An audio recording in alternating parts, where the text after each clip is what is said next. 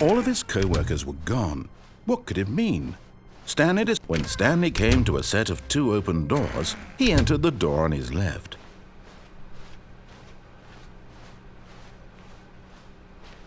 Yet there was not a single person here either.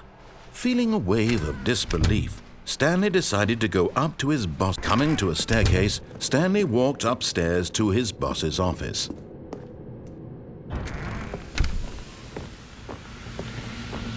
Here's the door, just go.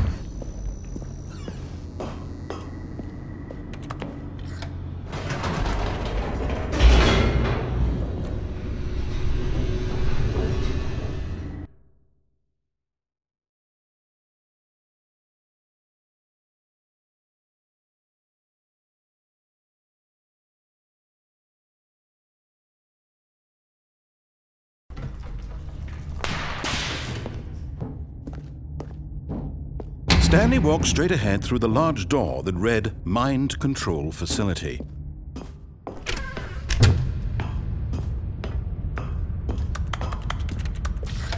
The lights rose on an enormous room packed with television screens. What horrible secret did this place hold? Stanley thought to himself. Did he have the strength to find out?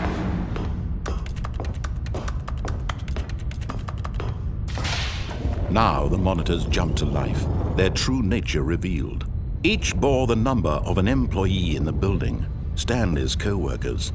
The lives of so many individuals reduced to images on a screen, and Stanley, one of them, eternally monitored in this place where freedom meant nothing. This mind control facility, it was too horrible to believe. It couldn't be true. Had Stanley really been under someone's control all this time? Was this the only reason he was happy with his boring job? That his emotions had been manipulated to accept it blindly? No, he refused to believe it. He couldn't accept it. His own life in someone else's control? Never! It was unthinkable, wasn't it? Was it even possible? Had he truly spent his entire life utterly blind to the world? But here was the proof, the heart of the operation.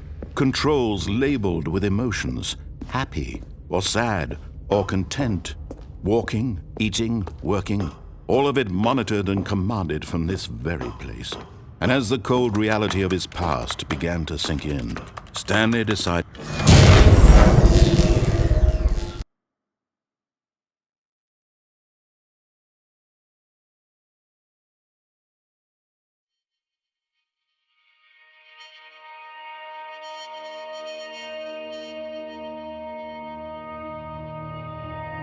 blackness and a rising chill of uncertainty.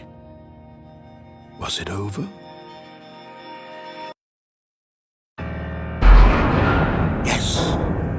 He had won! He had defeated the machine, unshackled himself from someone else's command. Freedom was mere moments away.